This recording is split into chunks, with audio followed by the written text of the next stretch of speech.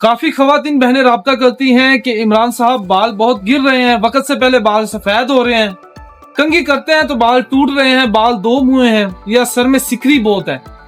ऐसी बहन, ऐसी फीमेल हजरात के लिए 50 ml की कस्टर ऑयल की बोतल लेनी है, 50 ml बादाम रोगन लेना है, कद्दू का तेल है, आंवले का तेल है और कलवंजी का तेल है। ये 5 ऑयल हैं, 50-50 ग्राम मिक्स कर लेने हैं।